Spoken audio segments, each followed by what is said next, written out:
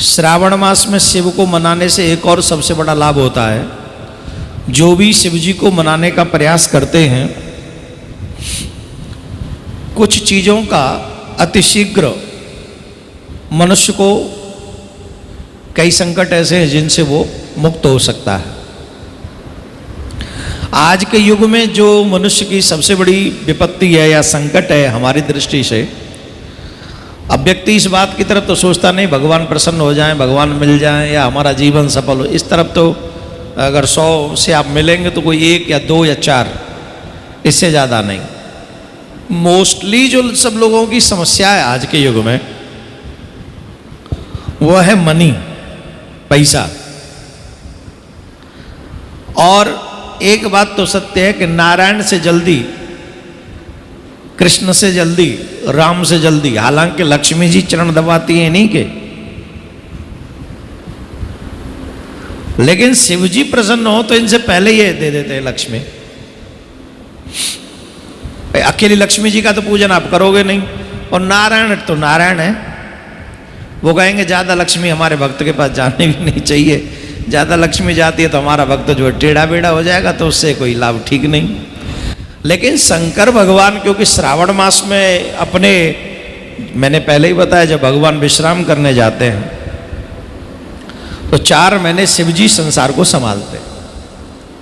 इसलिए श्रावण मास में विशेषतः शंकर भगवान की पूजा की जाती है।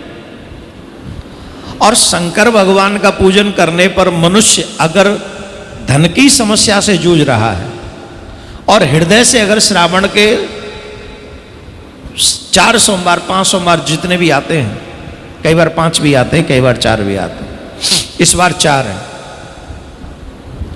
तो चारों सोमवार अगर शिव जी की पूजा मन से करे, कुछ अधिक उसको चढ़ाना नहीं। एक तो ध्यान रखे कि सोमवार के दिन सफेद वस्त्र पहनकर शिव जी की सेवा करे, पूजा करे। आसमानी भी पहन सकते हैं, सफेद भी पहन सकते हैं, और भी 2-3 कलर है, शिव कथा में मैं आपको बताता रहूंगा। आसमानी कलर पहन सकते हैं ऐसा बताए, लेकिन मोस्टली सफेद, क्योंकि वो सफेद वस्त्र ही धारण करते हैं शंकर भगवान। सफेद वस्त्र पहनकर शिव जी का अभिषेक करें। ध्यान देने योग्य बात यह है कि बेलपत्र उनको प्रिय है, और बेलपत्र सोमवार को हम तोड़ नहीं सकते, इसलिए रविवार को ही, जैसे कल हमको बेलपत्र ले लेने चाहिए, जितने भी आप चढ़ाना चाहें। बेलपत्र लेकर रविवार को शाम को, दोपहर को, वो सुबह चढ़ाए जा सकते हैं सोमवार में। बेलपत्र अधिक चढ़ाना चाहिए, जरूर चढ़ाना चाहिए, अवश्य चढ़ाना चाहिए। बेलपत्र हमारे 3 जन्मों के पापों को नष्ट करता है। स्पर्श मात्र से हमारे पाप नष्ट हो जाते हैं बेलपत्र से। अच्छा, ये 3 पत्तों वाला बेलपत्र है, राइट? इसको कहते हैं बेलपत्र, 3 है इसमें। और शंकर भगवान त्रिनेत्रधारी है। वैसे बेलपत्र 4 का भी होता है, 5 का भी होता है, और अधिक का भी वर्णन किया गया। जितने अधिक वाले बेलपत्र आप चढ़ाओगे उतना ही ज्यादा पुण्य है इसका।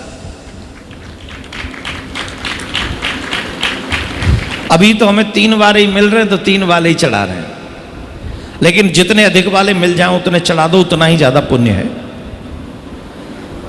3 नेत्रधारी, त्रिनेत्रधारी महादेव पर जब हम बेलपत्र चढ़ाते हैं तो जैसे ही बेलपत्र चढ़ाने के लिए हम यूं करते हैं शिव जी पे, बेलपत्र का स्पर्श होते हमारे 3 जन्मों के पाप नष्ट हो जाते। पिछले 3 जन्म में आपने जो पाप किए होंगे वो नष्ट हो जाएंगे। और आप श्रावण भर अगर हम और आप, जैसे आज